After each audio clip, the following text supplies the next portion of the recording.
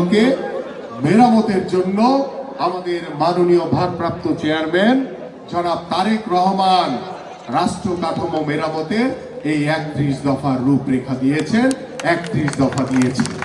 সেই 31 দফার ভিতরে অনেক বিষয় রয়েছে, সেই বিষয়গুলো আমরা আপনাদের সামনে সংক্ষেপে ব্যাখ্যা করার চেষ্টা করব, কিন্তু আপনাদের মনোযোগ সহকারে শুনতে হবে।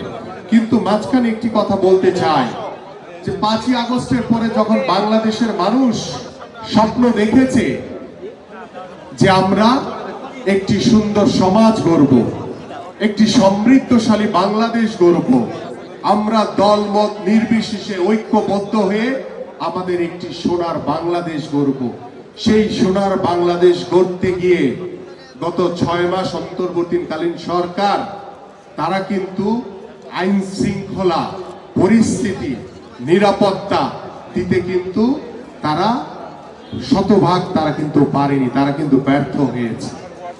বাংলাদেশের আইন শৃঙ্খলা বাহিনীর যে পরিস্থিতি, বাংলাদেশের যে রাষ্ট্রীয় প্রতিষ্ঠানগুলোর যে পরিস্থিতি, এখনো কোনো স্থিতিশীল অবস্থা ফিরে আসেনি।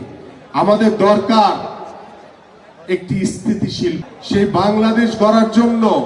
বাংলাদেশে দেখেন আজকে বাংলাদেশের রাষ্ট্রীয় প্রতিষ্ঠানগুলোতে এখনো স্বৈরাচারের প্রেতাত্মা তারা বসে আছে। আমরা স্বৈরাচার শেখ হাসিনা মুক্ত হয়েছি, কিন্তু আমরা পরিপূর্ণ স্বৈরাচার মুক্ত হতে পারিনি। আমরা গণতন্ত্রের দ্বার প্রান্তে পৌঁছেছি, কিন্তু পরিপূর্ণভাবে গণতন্ত্র প্রতিষ্ঠা করতে পারিনি। আজকে সেই সব স্বৈরাচারী মনোভাবের দোসররা তারা বিদেশি প্রভুদের সহযোগিতা নিয়ে তারা দেশীয় রাষ্ট্রীয় প্রতিষ্ঠানগুলোতে বসে তারা এখন পর্যন্ত আপনাদের উপরে এদেশের সাধারণ মানুষের বিরুদ্ধে তারা ষড়যন্ত্র করে যাচ্ছে। তারা একটি বিশৃঙ্খল পরিবেশ তৈরি করে রাখার চেষ্টা করছে। আজকে বিভিন্ন জায়গায় আমরা দেখি একটি গণতান্ত্রিক দেশে, একটি স্বৈরাচার মুক্ত দেশে এটা কখনোই আমরা সমর্থন করি না। আমরা এই অন্তর্বর্তীকালীন সরকারের কাছে আহ্বান করি যে আপনারা মব জাস্টিসের নামে যারা আইন হাতে তুলে নিচ্ছে তাদেরকে দ্রুত আইনের আওতায় আনেন, তাদেরকে আইনের কাছে সোপর্দ করেন, তাদেরকে বিচারের আওতায় এনে জাতির সামনে বিচার করেন। কারণ বাংলাদেশের বিরুদ্ধে যারাই ষড়যন্ত্র করবে, যারাই বিশৃঙ্খলা করার চেষ্টা করবে, কাউকে ক্ষমা করার কোনো সুযোগ নাই। আমরা বাংলাদেশ জাতীয়তাবাদী দল বিএনপির ভারপ্রাপ্ত চেয়ারম্যান জনাব তারেক রহমানের নেতৃত্বে আমরা ঐক্যবদ্ধ রয়েছি। প্রিয় নেতৃবৃন্দ, আমরা সুসংগঠিত রয়েছি, আমরা উজ্জীবিত রয়েছি। গত 17 বছর যেভাবে আপনারা রাজপথে থেকে বাংলাদেশ জাতীয়তাবাদী দলের বিএনপির ভারপ্রাপ্ত চেয়ারম্যান জনাব তারেক রহমানের নেতৃত্বে স্বৈরাচারের পতনকে নিশ্চিত করেছেন, ঠিক তেমনি ভাবে বাংলাদেশ জাতীয়তাবাদী দলের প্রত্যেকটি নেতাকর্মী 5ই আগস্টের পরে অত্যন্ত সুশৃঙ্খল ভাবে, সুসংগঠিত ভাবে, ঐক্যবদ্ধ ভাবে বাংলাদেশের সাধারণ মানুষের কাছে গিয়ে প্রতিষ্ঠা করা, সেই প্রতিষ্ঠার লক্ষ্য তখনই সম্ভব হবে প্রিয় নেতৃবৃন্দ, যখন বাংলাদেশে একটি অবাধ সুষ্ঠু নির্বাচন হবে।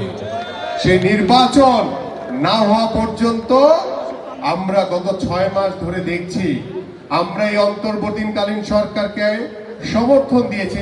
এদেশের সাধারণ মানুষ এই অন্তর্বর্তীকালীন সরকারকে সমর্থন দিয়েছে, কিন্তু এই অন্তর্বর্তীকালীন সরকারের কিছু কিছু উপদেষ্টারা তারা কেন জানি বিএনপির কথা শুনলেই বা আমরা নির্বাচনের কথা বললেই তাদের গায়ে জ্বালা ধরে যায়।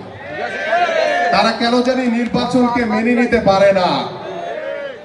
আমি বুঝি না একটি জিনিস, গত 17 বছর যে স্বৈরাচারের বিরুদ্ধে বাংলাদেশ জাতীয়তাবাদী দলের প্রত্যেকটি নেতাকর্মী আন্দোলন করেছে, সংগ্রাম করেছে, যুদ্ধ করেছে, আমাদের বহু ভাইরা গুম হয়েছে, আমাদের বহু ভাইদেরকে হত্যা করা হয়েছে।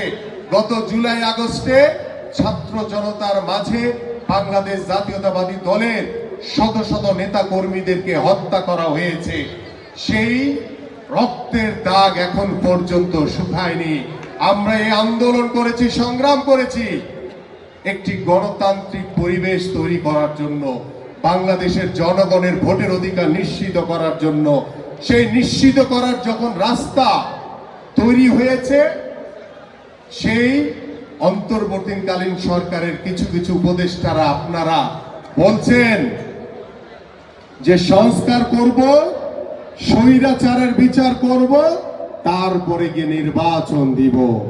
আরে ভাই, সংস্কার তো আপনারা চান কয়েকদিন ধরে, আর আমাদের মাননীয় ভারপ্রাপ্ত চেয়ারম্যান 13ই জুলাই 2023 সালে তিনি সংস্কার চেয়েছেন।